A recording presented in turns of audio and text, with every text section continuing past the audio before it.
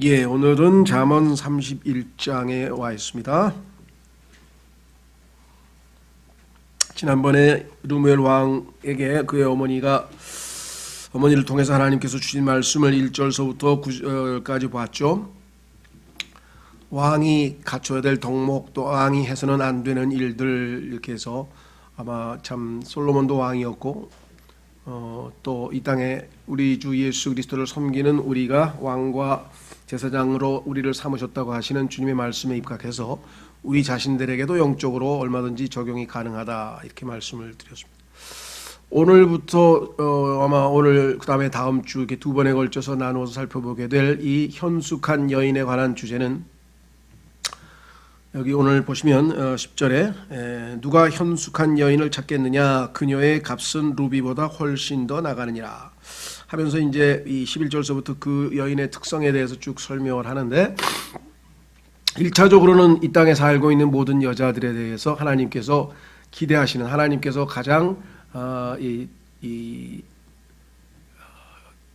기대하고 바라는 그러한 현숙한 여인의 여러 가지 특성들, 모습들을 한 10여 가지 이렇게 열거하고 계신 것이다. 그래서 이 땅에 여자로 태어난 모든 사람들에게 1차적으로 적용이 되겠죠. 두 번째로는 하나님께서 구약 성경에서 이스라엘 백성을 자신의 아내라고 불렀습니다. 그래서 이스라엘 백성과 하나님과의 관계에서 이스라엘 백성이 가장 덕스럽고 좋은 상태의 아름다운 모습으로 갖추고 있을 때에 해당이 되겠고요. 세 번째는 당연히 그리스도의 몸된 교회와 주님, 그렇죠, 그리스도와 몸된 교회의 관계에서 우리가 정말 덕스러운 아내로서 그리스도에게 참 모습을 갖춰야 된다라고 하는 영적 적용이 세 가지로 가능하겠죠. 그래서 이상적인 상태에 있는 이스라엘 국가, 그리스도와 연합된 그리스도의 몸, 그리고 우리 모두 일반적인 이상적인 여인, 결혼한 여자인데요. 교회뿐만 아니라 우리가 교회의 일원이기 때문에, 우리가 교회의 한 지체들이기 때문에 우리 개개인의 삶에서도 주님과의 관계에서 우리가 영적으로 적용하면은 되겠습니다. 그렇죠?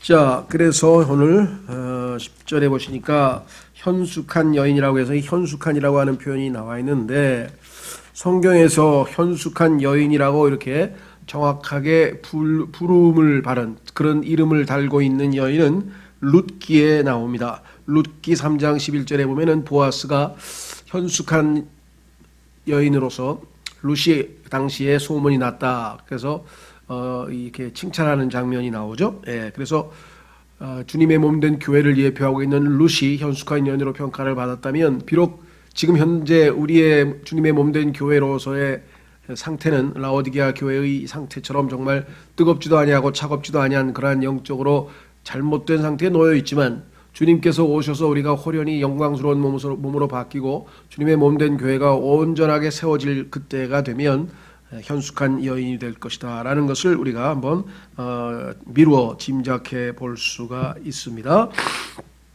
자, 잠언 12장 4절에 보시면, 앞쪽으로 넘겨서 12장 4절에 보면은 현숙한 여인에 대해서 뭐라고 성경은 말씀하고 있는가? 잠언 12장 4절, 현숙한 여인은 자기 남편의 화관이거니와, 관이라 이거죠, 꽃으로 만든 화관. 부끄럽게 하는 여인은 그의 뼛속에 썩은 것과 같으니라. 두 여인을 비교했는데요. 현숙한 여인은 자기 남편의 화관이거니와, 그래서 예수 그리스도를 우리가 현숙한 아내로서 섬긴다면 하나님께는 우리가 왕관의 모습으로 비춰질 수 있다라는 것을 우리가 알 수가 있겠죠. 자, 이 현숙한이란 단어는요, 성경에서 그렇게 자주 쓰이진 않습니다. 드물게 쓰였는데 번역을 우리는 여러 종류로 했어요. 영어는 virtue, virtuous, virtuously 이렇게 해서 명사, 형용사, 부사, 명사로 한두 번 쓰이고 형용사로도 한두 번 쓰이고, 그다음에 부사로, 그래서 몇 번 나오질 않는데 한번 좀 의미를 파악하기 위해서 한번 좀 찾아보려고 합니다. 자, 우선 지금 금방 읽었던 잠언 12장 4절과 잠언 31장 10절에는 형용사로서 현숙한 여인이다 이렇게 해서 현숙한 이렇게 나와 있고요. 그 다음에 31장 바로 29절로 가보시면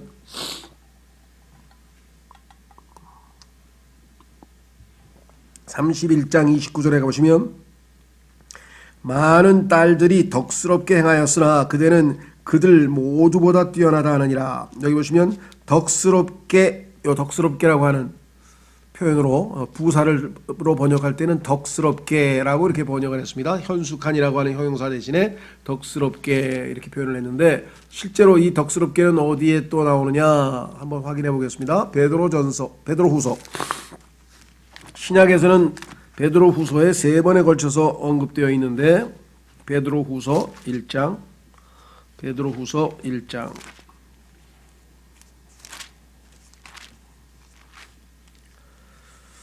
베드로후서 1장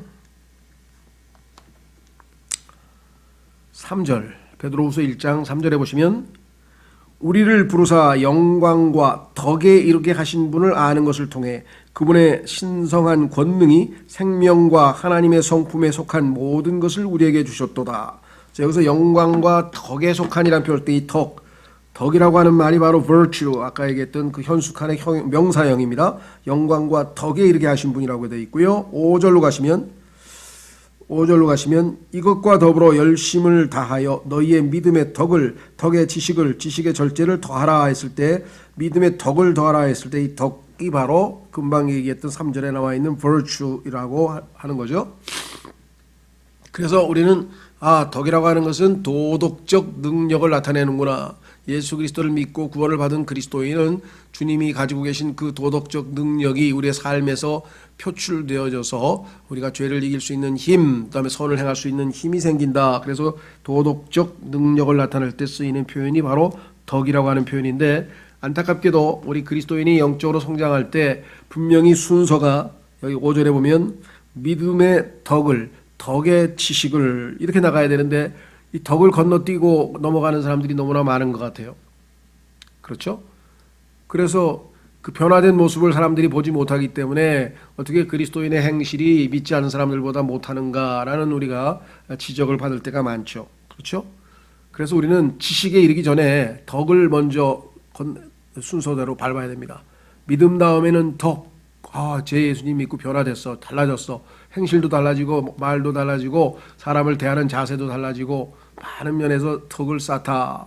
그 다음에 이제 예수 그리스도가 어떠한 분이신지를 알아가는 지식, 그 다음에 지식을 잘 쌓아가면서 절제의 인내의 경건, 경건의 형제의 친절, 그리고 맨 마지막에 굵은 글씨로 사랑, 즉 그리스도인의 형제 사랑을 나타내는 charity, 희생적인 사랑을 나타내는 charity, 희생이라고 사랑에 이르게 되겠죠. 자, 그래서 이 덕이라고 하는 것이 얼마만큼 그리스도인의 삶에 있어서 핵심적인 요소냐.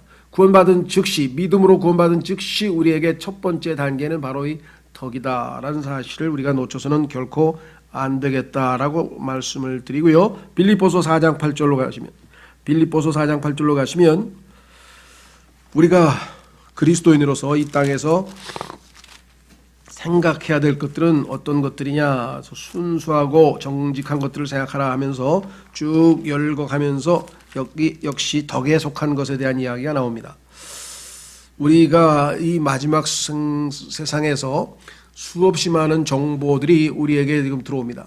그런데 그 잘못된 아니면 세속적인 아니면 추하고 더러운 상상 이러한 것들이 우리 생각을 지배하게 되면 그 생각은 반드시 행동으로 나타나게 되어 있습니다.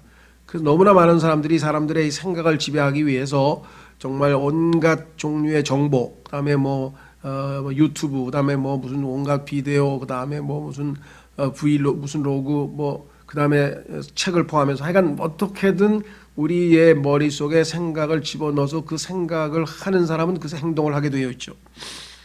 자, 광고도 마찬가지고요. 그래서 여기 보시면 뭐라고 얘기를 했는가? 8절에 끝으로 형제들아 무엇이든지 진실한 것 생각하라 그죠. 진실한 것을 곰곰이 생각하라. 무엇이든지 정직한 것을 곰곰이 생각하라. 무엇이든지 의로운 것과 무엇이든지 순수한 것과 무엇이든지 사랑스러운 것과 무엇이든지 평판이 좋은 것과 그 다음에 뭐예요? 덕이 되는 것과 칭찬이 되는 것이 있거든 이런 것들을 곰곰이 생각하라. 그렇죠? 사람들에게 도덕적인 그 능력을 고무시키는 것, 우리가 그것을 생각할 때 우리의 도덕적으로 더 향상되어질 수 있는 그러한 것들을 생각하라 했습니다. 자, 그래서 여기까지는 우리가 충분히 납득을 하겠는데 사실 이 덕이라고 하는 것은 원래의 의미는 힘, 능력, 효능 이런 의미예요. 그러니까 도덕적인 능력이죠. 죄를 이길 수 있는 힘이 있으면 그 사람이 도덕적으로 되는 거죠. 자, 이것을 성경에 보면 예수 그리스도에 대해서 뭐라고 쓰였는지 한번 살펴보겠습니다. 자, 누가복음 8장 46절. 누가복음 8장 46절에 가면은 여러분 잘 아시는 혈루병에 걸린 여인 아시죠? 혈루병에 걸린 여인이 예수 그리스도의 옷자락을 만지어서 고침받는 장면이 나오죠? 예. 그럴 때 예수님께서 뭐라고 말씀하시냐면 이렇게 얘기를 합니다. 46절. 누가복음 8장 46절. 예수님께서 이르시되 누가 내게 손을 대었도다 내게서 효능이 나간 줄을 내가 아노라 하시니, 이 효능이 뭐냐면 virtue예요. virtue. 그러니까 도덕적 능력만 얘기하는 건 아니고 병든 사람을 치유해 줄 수 있는 능력도 virtue죠. 그러니까 대단히 아주 폭이 넓게 쓰였습니다. 그러니까 예수님에게서는 virtue가, 예수님은 덕스러우신 분이니까 덕이 있으실 거 아니에요. 그러니까 예수 그리스도의 효능이 나가서 다른 사람을 치유했다 이렇게 돼 있어요. 근데 그 동일한 단어가 현숙한 여인이라고 하는 여인에게 적용되고 우리 그리스도인들도 지식의 덕을 믿음의 덕을 더하라 할 때 그 덕이 바로 이 단어가 해당이 된다라고 하는 것이겠죠. 자, 그러면 이제 다시 잠언 31장으로 돌아오셔서 덕스러운 여인 또는 우리말 번역은 현숙한으로 했는데요. 현숙한 여인은 자, 첫 번째는 드물다, 가치가 나간다는 뜻이겠죠. 그녀의 값은 루비보다 훨씬 더 나가느니라. 누가 현숙한 여인을 찾겠느냐 했을 때 뉘앙스는 뭡니까? 찾기가 어렵다는 거죠. 드무니까. 드물기 때문에 거의 찾기가 힘들다 이런 뉘앙스가 있겠죠. 그렇죠? 자, 전도서 7장에 가보면은 솔로몬의 체험에 보면은 그와 유사한 체험이 있습니다. 솔로몬은 많은 여인들을 알고 있었는데 자신이 그 모든 여인들 중에서 전도서로 가보시면 전도서 7장 찾아보았지만 찾지 못했다라는 고백을 하게 됩니다. 전도서 7장 28절, 전도서 7장 28절. 내 혼이 아직도 찾고 있으나 내가 알아내지 못한 것이 이것이라. 곧 내가 1000명 가운데에서 한 남자를 찾았으나 그 모든 사람들 가운데서 여자는 한 명도 찾지 못하였느니라. 이 27절에 보면 선포자가 이르되 보라 내가 하나씩 세어가며 전말을 알아내어 이것을 알게 되었도다. 그러니까 수없이 많은 사람들을 접했는데 그 접한 사람들 한 사람 한 사람을 다 상대해 보니까 없더라는 거죠. 그래서 오늘도 뭐라고 고백했는가 하니 10절에 누가 현숙한 여인을 찾겠느냐. 쉽지 않다 이거죠. 찾기 어렵다 이 말이죠. 없다 이 말이죠. 그렇죠? 그녀의 값은 루비보다 더 훨씬 더 나가느니라.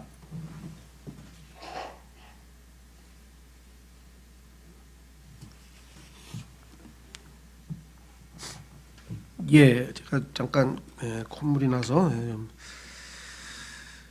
자, 그래서 첫 번째는 아주 드물다 또는 가치가 나간다 이런 특성을 가지고 있고요. 두 번째는요, 11절에 그녀의 남편의 마음이 그녀를 평안히 신뢰하므로 그가 노량물을 필요로 하지 아니하니라. 그러니까 두 번째 특징은 남편의 마음을 편안하게 해주는 여인이다 이렇게 성경이 나왔네요. 글쎄요. 성경에 그런 여인들이 여기저기서 등장하는데 우선 우리가 가장 눈에 띄는 여인은 예를 들면 리브가라든가 사라라든가 아비가일이라든가 에스더라든가 이런 금방 읽었던 루시라든가 이런 여인들이 들어있죠. 자, 그래서 남편의 마음이 그녀를 평안히 신뢰하므로 그가 노량물을 필요로 하지 아니한다. 그래서 남편이 신뢰할 수 있는 여인이다 라고 성경이 얘기를 했습니다. 그 다음에 12절 그녀는 자기 평생 동안 그에게 선을 행하고 악을 행하지 아니하니라.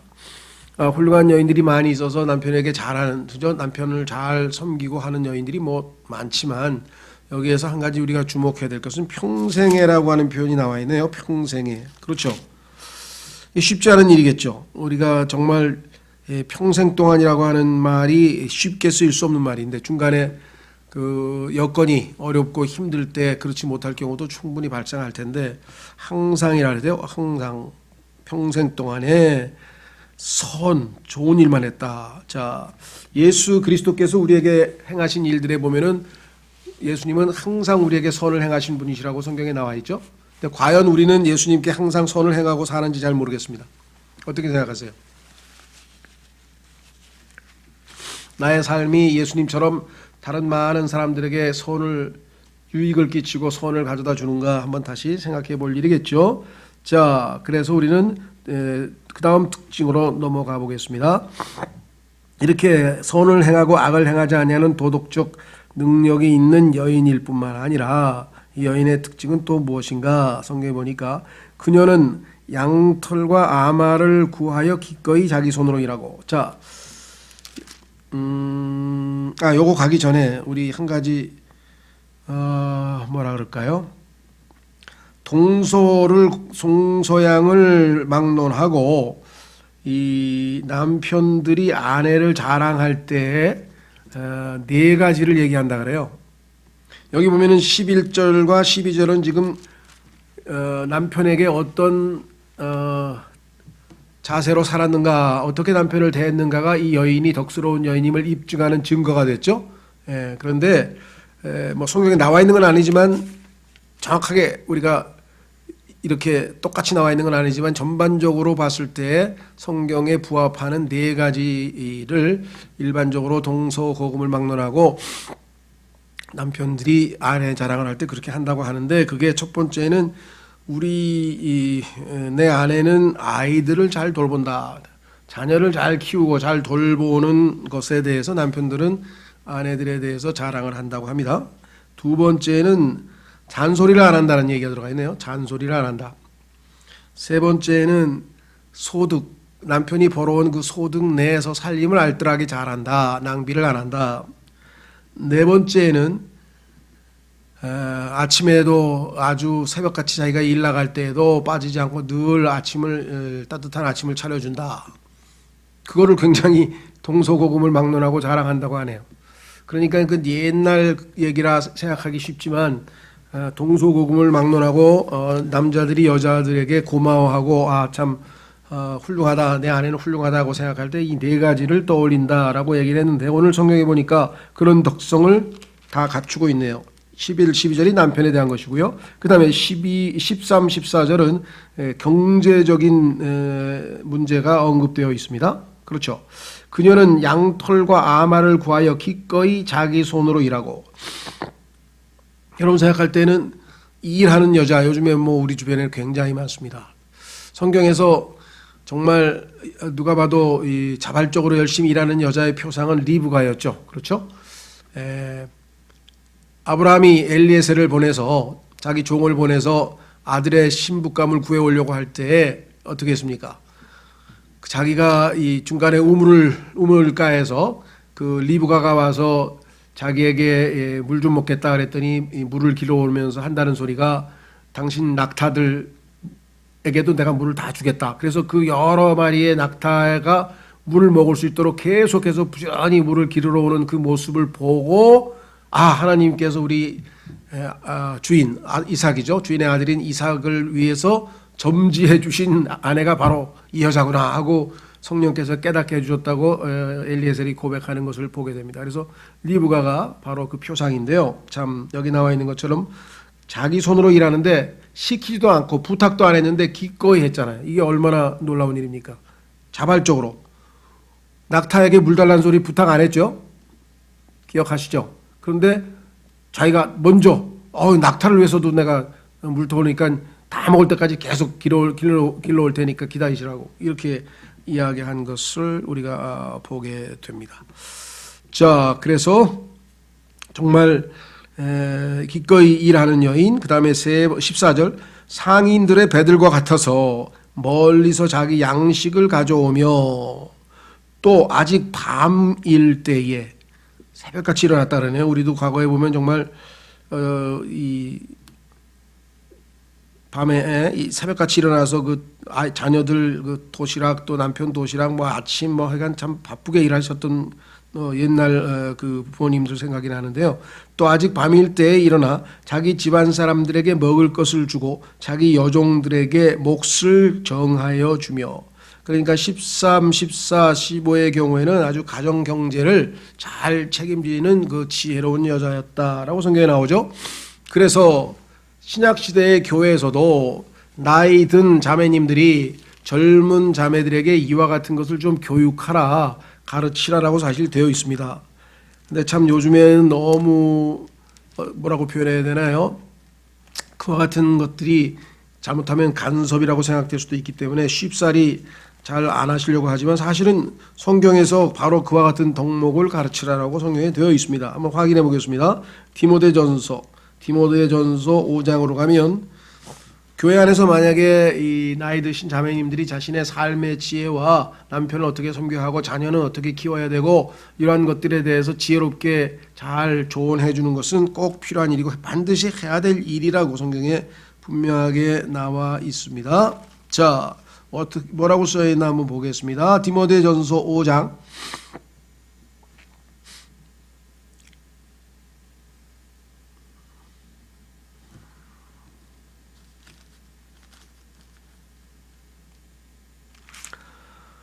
디모데전서 5장에 보시면요, 뭐라고 되어 있느냐?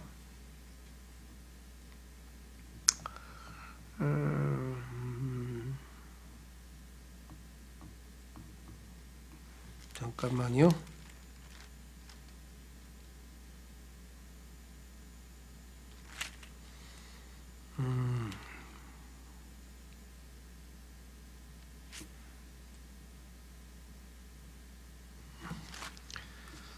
디도서 죄송합니다. 여기보다는 디도서로 가는 게 좋겠네요. 디도서 2장 더 정확하게 나와 있네요. 디도서 2장에 보면 더 정확하게 교회 안에서의 나이 드신 자매님들이 하여야 할 일들 중에서 결혼한 젊은 여자들을 가르쳐야 된다 그랬습니다. 자, 디도서 2장 3절. 디도서 2장은 교회에 연로한 남자, 연로한 여자, 젊은 남자, 젊은 여자들이 어떻게 살아야 되는지 교회 생활에 대한 지침서인데요. 그중에 연로한 여자들에 대한 지침은 3절에 이렇게 써 있죠. 연로한 여자들도 그와 같이 하여 거룩함에 합당하게 처신하도록 하며 거짓으로 비난하지 말고 자기를 많은 술에 내주지 말며 선한 것들을 가르치는 자가 되게 하라. 자, 선한 것들 중에서 뭘 가르치느냐? 이것은 그들이 젊은 여자들을 가르쳐서, 교회 안에 젊은 여자들을 가르쳐서 맑은 정신을 가지며, 맑은 정신, 생각을 할 것을 생각해야 되는데 생각지 않아야 할 것 생각해서는 안 되겠죠. 두 번째, 자기 남편을 사랑하고, 세 번째, 자기 자녀들을 사랑하게 하며, 네 번째, 신중하고 정숙하고 가정을 보살피며 선하고 자기 남편에게 순종하는 자가 되게 하라 함이니 그리하여야 하나님의 말씀이 모독을 받지 아니하리라. 하나님의 말씀이 모독을 받는 몇 가지 사항이 있는데 그 중에 하나가 하나님이 세워놓으신 질서, 남녀의 우월이 아니라 하나님이 세우신 가정 질서가 무너지면 하나님의 가정에서도 문제가 생기는 거겠죠. 그런 의미에서 봤을 때 여기에 젊은 여자들을 가르쳐서 어떻게 하면 가정을 잘 세울 것인지에 대해서 교육을 할 것을 말씀하고 있죠. 다시 돌아옵니다. 잠언 31장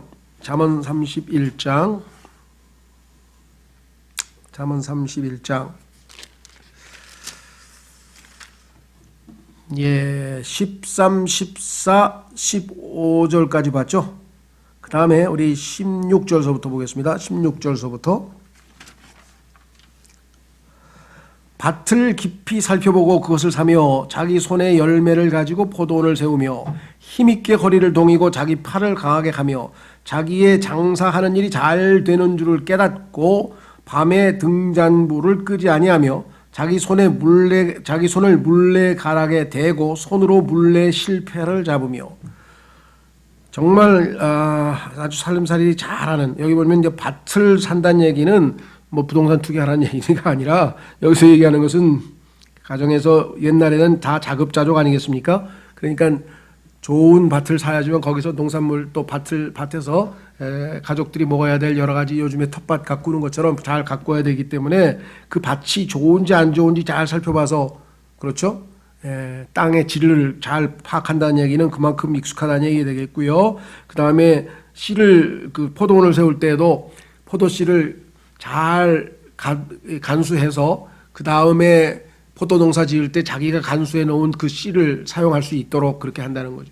그렇지 않고 요즘에는 이제 뭐 종자 파는 데 가가지고 다 사서 와서 하지만 옛날에는 그게 안 되죠. 그러니까 자기가 잘 관리를 해서 자기 손에 열매를 가지고 자기가 농사 지은 거기서 좋은 씨를 모아서 포도원을 세우며 힘있게 거리를 동이고 아까 기억나세요?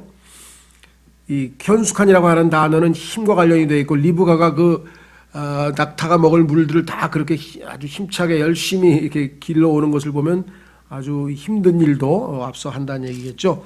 그래서 힘있게 허리를 동이고 자기 팔을 강하게 하며 일일이 우리 영적 생활에 다 적용할 수는 없지만 힘있게 허리를 동인다. 이 허리를 동인다고 하는 말이 성경에서 그리스도인의 영적 생활에 있어서 얼마나 중요한가 아마 설교 때도 여러 번 들으셨을 텐데요. 성경에서는 마음의 허리를 동이라. 허리를 동인다는 얘기는 아시다시피 뭔가 예를 들면 전장에 나갈 사람들이 군인들이 허리를 동이죠.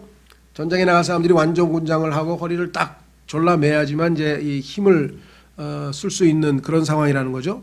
그리고 아시다시피 이 허리를 동인다고 하는 것은 섬기기 위해서 예수 그리스도께서 제자들을 섬기기 위해서 허리에 수건을 두르고 동이고 나서 허리를 동이고 제자들의 발을 씻겨준 것을 보게 됩니다. 그러니까 정말 힘있게 허리를 동였다고 하는 얘기는 계속해서 섬김의 삶을 실천하고 있고 자기 팔을 강하게 하며 자기의 장사하는 일이 잘 된 줄을 깨닫고 밤에 등잔불을 끄지 아니하며 정말 이 하나님께서 역사하셔서 이 하나님의 일들이 우리에게 잘 되어질 때는 더욱더 소위 말하면 박차를 가해서 열심을 내는 그러한 이 삶을 살아가는 것.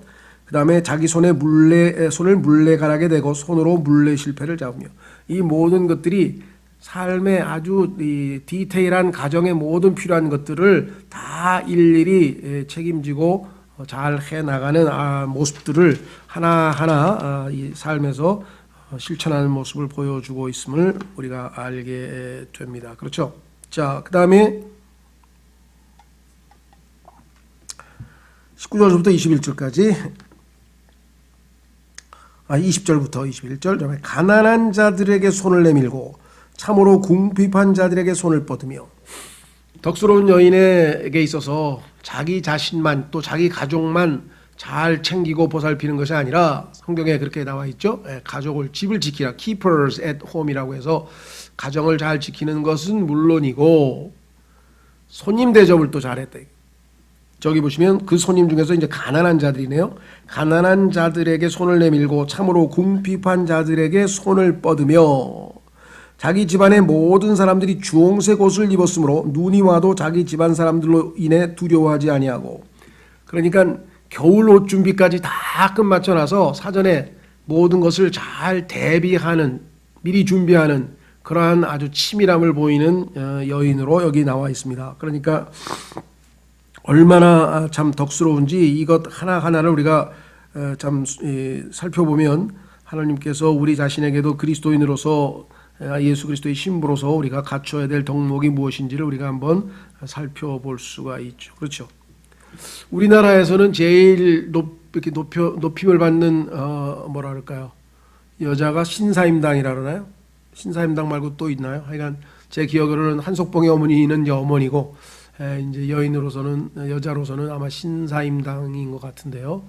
어쨌거나 동서고금을 막론하고 이런 의미의 어떤 그 표, 잠언, 격언 이런 것들이 있어요. 요즘은 너무나 그 뭐랄까 외모지상주의 보니까 뭐 그걸 외모를 잘 가꾸는 것 그것은 성경에서 잘못된 건 없습니다. 단정하게 해야 되고 잘 가꾸는 것은 꼭 필요한데 그것이 전부인 것처럼 그것에 집착하고 그것에 매달리는 외모지상주의가 문제죠. 그래서 이런 속담이 있어요. 아름다운 여자는 눈길을 끌지만 훌륭한 여자는 마음을 끈다. 하나님께서는 외모가 아름다운 여자보다는 훌륭한 여자를 더 평가해서 마음을 끈다라고 되어 있죠. 그래서 여기에 아까 29절에 보십시오. 29절. 28절서부터 보시면 여인을 칭찬하는 사람들의 칭찬 중에 이렇게 되어 있죠. 그녀의 자녀들은 일어나서 그녀를 가리켜 복받은 자라 하고 그녀의 남편도 그녀를 칭찬하기를 많은 딸들이 덕스럽게 행하였으나 그대는 그들 모두보다 뛰어나다 하느니라. 여기 나와 있어요. 호의도 거짓되고 아름다운 것도 헛되나 주를 두려워하는 여자는 칭찬을 받으리라. 그 세상 사람들도 아름다운 여자는 눈길을 끌지만 훌륭한 여자는 마음을 끈다라고 하는 말을 통해서 하나님께서 기대하시고 덕스럽게 평가하시는 여인의 모습이 그렇게 나와 있죠. 실제로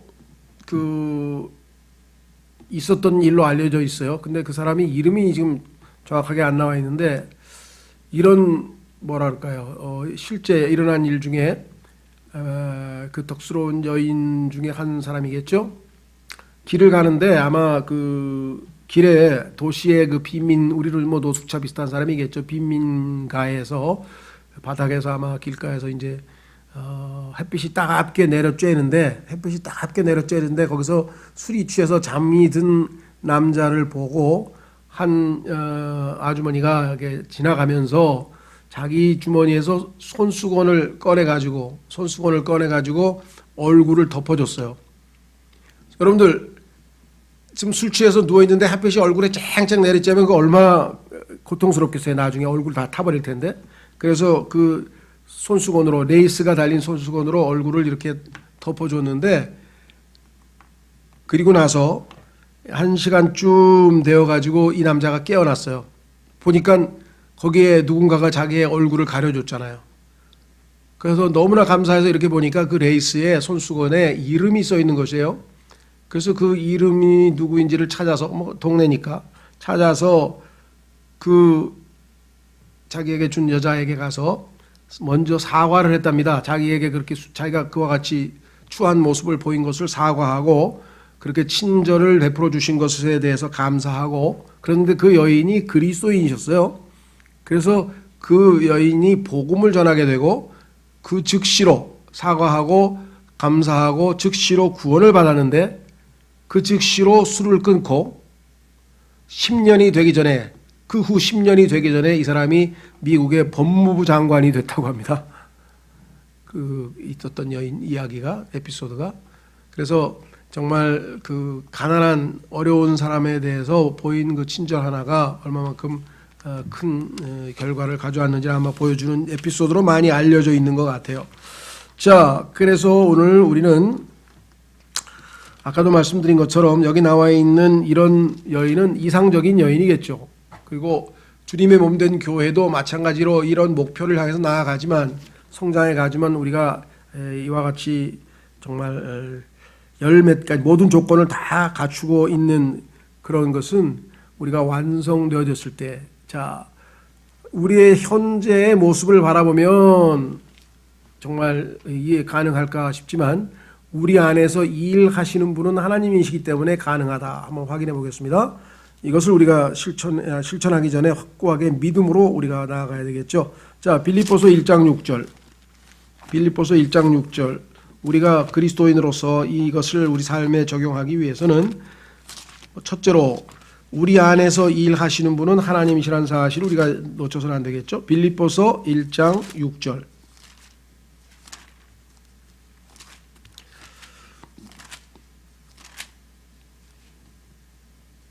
빌립보서 1장 6절에 너희 안에서 선한 일을 시작하신 분께서 예수 그리스도의 날까지 그 일을 이루실 것, 바로 이것을 나는 확신하노라. 여기 보시면 우리 안에서 시작하신 선한 일이라고 하는 것은 예수 그리스도의 생명이 우리 안에 들어왔고, 이제 예수 그리스도께서 우리 안에서 마치 어린아이가 잉태되듯이 잉태되어져서 그 아이가 자라나면서 사람의 한 인간의 형태가 점점 만들어지듯이 갈라디아서 4장 19절에 이것을 그리스도께서 너희 안에서 형성되어져 간다 이렇게 얘기를 했죠. 처음에는 잉태된 아이가 뭐 정말 한참 지날 때까지 얼마 동안 지날 때까지는 사람의 형체를 띠지 못하다가 일정 기간이 지나면 사람의 모습을 보이고 점점 손, 다리, 팔 이렇게 해서 이제 모습을 형상을 갖춰가듯이 우리도 우리 안에서 하나님께서 이 일을 시작하셨고 이 일을 이루시는 분 하나님이시기 때문에 우리가 우리 스스로에게 요청을 해서 이렇게 변화된 모습으로 살려면 그건 정말 불가능한 일이지만 믿음으로 순종한다면 하나님께서 선한 일을 시작하신 분이 하나님이시기 때문에 마치는 일도 하나님께서 하신다. 자, 2장 13절로 가보십시오. 빌립보서 2장 13절. 빌립보서 2장 13절. 너희 안에서 일하사 자기가 참으로 기뻐하는 것을 원하게도 하시고 행하게도 하시는 분은 하나님이시니라. 너희 안에서 일하시는 분이 누구냐? 하나님이시지 않느냐? 하나님께서 우리 안에서 이 형성해 가고 있죠. 예수 그리스도를. 자, 우리가 어린아이가 우리의 노력으로 우리가 힘을 들인다고 해서 형성되는 게 아니라 하나님이 주신 그 생명이 창조되어 가는 그 과정을 다 거쳐서 9개월이 되어야 아이가 형성되듯이 우리 안에 계신 그리스도도 마찬가지. 그래서 너희 안에서 일하시는 그 하나님이 계시기 때문에 이분을 의지한다면 우리가 하나님께서 기대하시는 덕스러운 여인으로 형성되어져 갈 수가 있다 그랬습니다. 그렇죠?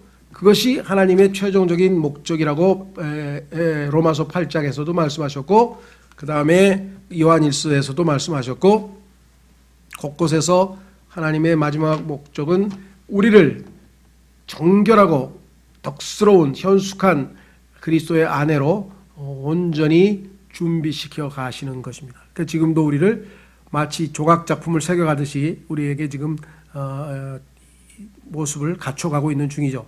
따라서 우리가 이 잠언 31장을 통해서 영적으로 우리에게 적용할 때 과연 우리가 이렇게 언제 이렇게 하나님 보시기에 덕스러운 현숙한 여인의 모습을 갖출 것인가? 모든 면에서 그렇죠? 여기에 남아 있는 것처럼 대인 관계에 있어서 가난한 사람들을 대하는 그러한 모습과 가정을 살피고 있는 모습과 다른 가족을 섬기는 모습과 남편을 대하는 모습과 이 모든 것 하나하나에 대해서 일일이 이렇게 아름답고 잘 빚어진 정말 하나님의 작품이라고 성경에서 얘기했는데요. 너희는 예수 그리스도의 작품이라 그랬는데 그 작품이 완성되는 날이 있을 것으로 성경에서 약속했죠. 그래서 믿음의 창시자여 완성자이신 창시자인 동시에 완성자이신 예수 그리스도를 바라보자. 신앙생활은 한없이 어렵고 어려운 게 아니라 불가능한 거지만 그것이 믿음으로만 유일하게 가능해지는 거죠. 우리가 어떻게 하나님 앞에 의롭다고 될 수가 있습니까? 그건 불가능한 거죠. 우리의 노력으로는. 우리의 율법의 행위를 지키는 행동으로는 불가능하지만 하나님께서 예수 그리스도를 통해서 이루신 것을 우리에게 선물로 주시면 가능한 것처럼 예수 그리스도를 닮아가는 일도 우리 안에 들어와 계신 예수 그리스도께서 하나님의 일하심으로 형성되어져 간다면 가능한 것이지 우리가 그분을 닮아가기 위해서 노력한다면 그것은 불가능한 일이겠죠. 그렇죠? 그런 의미에서 봤을 때 우리가 하나님의 목표와 의도를 잘 생각하고 예수 그리스도께서 오실 때까지 우리도 현숙한 아내로서의 모습을 갖춰가고 주님의 우리 안에서 일하시는 그 역사를 따라 우리가 순종하는 삶을 살도록 해 주십시오. 다 같이 덕스러운 아내로서 준비되는 신앙생활을 할 수 있도록 도와주시라고 다 같이 먼저 기도하겠습니다.